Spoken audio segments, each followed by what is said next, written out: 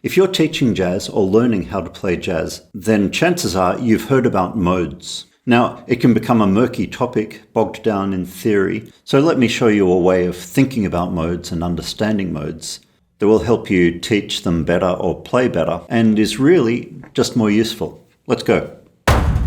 Hi, if we haven't met before, welcome. My name is Dr. Saul Richardson from Jazz Workshop Australia, and I make videos about teaching and learning jazz. The traditional way of learning to play modes focuses on where they come from. As with almost everything in jazz, of course that's important. So in this video, when I talk about an alternative approach, I'm not saying throw that away, or I'm not saying that that's not important. We don't deal with binaries here. It's either this or that. That's never the case. But for the purposes of an improvising jazz musician, I'm going to suggest that it's much more useful to look at modes in terms of what they do or how they function and how they sound, rather than necessarily where they came from. So as an example, where a mode comes from might be that a major scale has 7 different modes or different ways of playing the scale. So for instance, the normal mode or the first mode of the scale starts on the first note and continues step by step up to the octave. Notes 1, 2, 3, 4, 5, 6, 7, and 8 in a major scale, like this.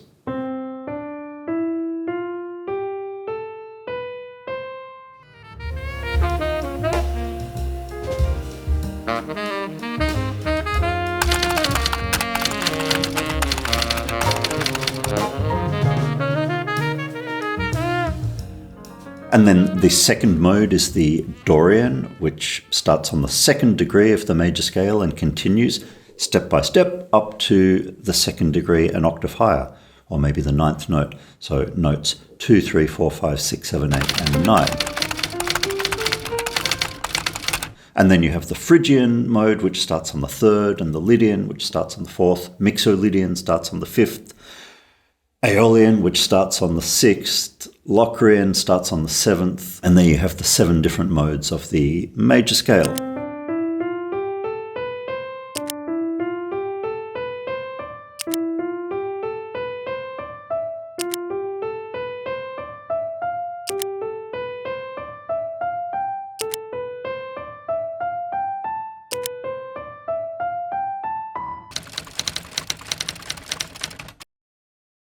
And that's interesting and it's all fine, but what do they do? What do they sound like? I'm just going to focus on what I'll call the big 3 modes, the major scale. And by the way, its mode name is Ionian, but I'm just going to call it the major scale because, you know, that's what it is. The Dorian scale and the Mixolydian scale. So they're the big 3. Major, Dorian, Mixolydian. Okay, why?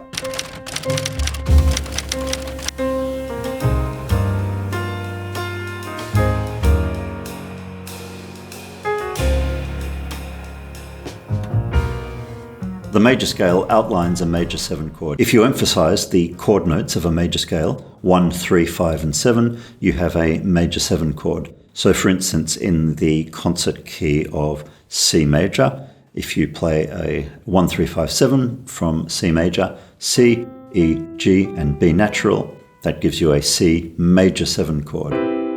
It was a major triad, 1, 3, 5. Add the 7th note of the major scale to the top of that, and you have a major 7 chord.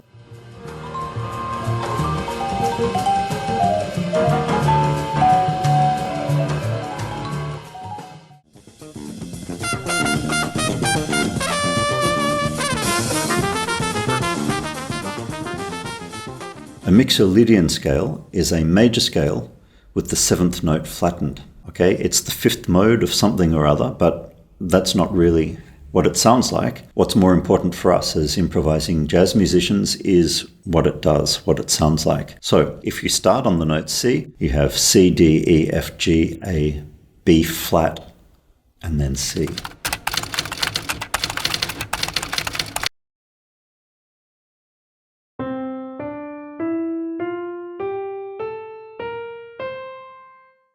Okay, B flat is the flattened 7th, and if you play the chord notes from that scale, 1, 3, 5, and 7, remember the 7th note is flattened, so you have 1, 3, 5, C, E, and G, that's the major triad, same as in the major scale, but then you have B flat, flat 7 on top. Major chord with a flat 7th is called a dominant 7th chord. So a Mixolydian scale Mixolydian mode, if you prefer, generates a dominant 7th chord.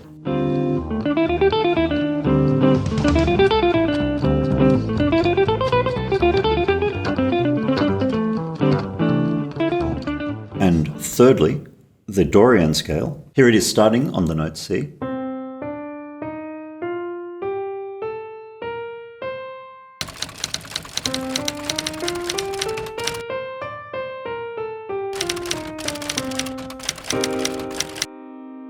The Dorian scale has a flat third and a flat 7. You'll find that any scale that has a flat 3 in it is a type of minor scale, and there's a bunch of different minor scales.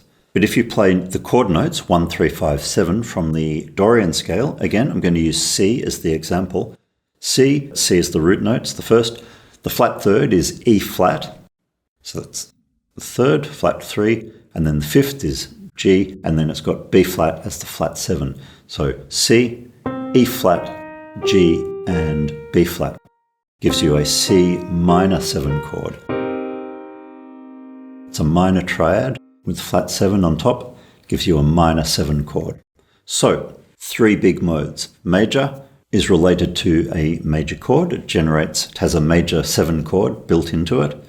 Mixolydian is associated with dominant 7th chords, and it has a dominant 7 built into it. And Dorian is associated with minor 7 chords. It has a minor 7 chord built into it. So that's a way of understanding the modes in terms of what they sound like or how they function instead of where they came from originally. And it's definitely more useful for improvising because it relates the scale to particular chords, and we tend to deal with chords, particular chords, when we're playing jazz.